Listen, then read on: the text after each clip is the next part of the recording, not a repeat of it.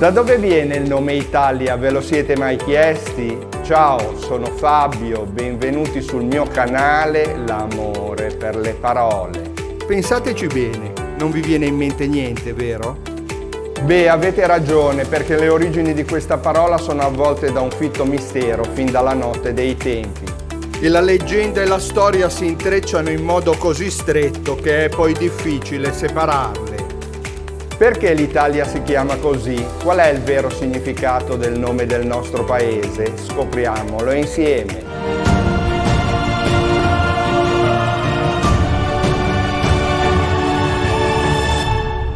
Età del bronzo, molti secoli prima della guerra di Troia.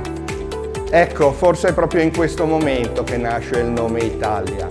Due sono le teorie secondo gli antichi. Ce le racconta Dionigi di Alicarnasso, uno storico vissuto nel I secolo a.C. sotto il regno di Augusto. La prima ha qualche fondamento storico, la fonte è Aristotele. In tempi lontanissimi la punta estrema dell'odierna Calabria è abitata da popoli di stirpe greca, gli Enotri. Il re è un uomo eccezionale. Promulga leggi, fonda città. Trasforma tribù da sempre nomadi in comunità contadine. Si chiama Italo. E il territorio da lui governato prende il suo nome, Italia, un eroe eponimo, insomma, che dà il nome al suo regno. Per di più li abbondano i bovini. Non a caso gli Enotri venerano il toro. Ora, in greco arcaico il vitello è Italos, e per i greci chiamare questi popoli del sud Italia Italoi invece che Enotri, ossia genti che abitano la terra dei bovini, è una cosa naturale. Un'origine del nome tutta greca, dunque. La seconda teoria richiama al mito di Ercole. La 10ª fatica è proibitiva. L'eroe deve sottrarre i buoi a Gerione, il gigante con 3 teste che vive in Calabria. Lo sapete, Ercole sconfigge il mostro, ma attraversando la penisola per riportare la mandria in Grecia si distrae un attimo. Smarrisce un capo, lo cerca dappertutto, la prova è valida solo se consegna tutti i buoi. Così interroga quelli che incontra. È venuto a sapere che in lingua osca l'animale si chiama Viteliu e in umbro Witluf, nome che poi in latino diventa Vitulus, chiama Vitaulia, la terra del vitello, tutta la regione. Alcuni sono convinti che Italia venga da Aizaleia, il nome dell'isola d'Elba, che significa ardente, fumosa, da Aizale, fuliggine.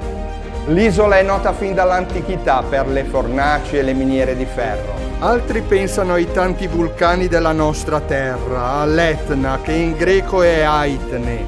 Inizialmente, quindi, Italia è solo la punta meridionale del nostro paese. I primi italici vivono nei pressi dell'attuale Catanzaro. Ma a poco il territorio si estende. Nel III secolo a.C. l'Italia arriva sino all'Arno e nel secondo alla Gallia Cisalpina. Col nome Italia si intende quasi tutta la penisola. Diocleziano nel IV secolo d.C. include anche le isole. Ma chi è il primo a usare la parola Italia? Un popolo, o meglio 2. Nel 90 a.C. i Sanniti e i Marsi si ribellano a Roma, vogliono parità di diritti.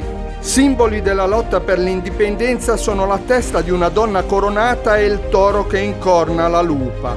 Immagini impresse sulle monete di Corfinio, la capitale della Lega Italica, insieme alla parola Italia. Un nome che aggrega, che spinge a combattere sotto le insegne della libertà. Se quello che sto dicendo non ti ha annoiato troppo, valuta l'opportunità di iscriverti al canale e allora dai, lascia un commento qui sotto e attiva la campanella delle notifiche per restare sempre aggiornato. Quando pronunciamo il nome Italia, allora, non nominiamo solo una nazione. Evochiamo una terra antica quanto la storia stessa, ricca di pascoli rigogliosi e di vitelli sacri e temprata dal fuoco dei vulcani e dal fumo delle fucine.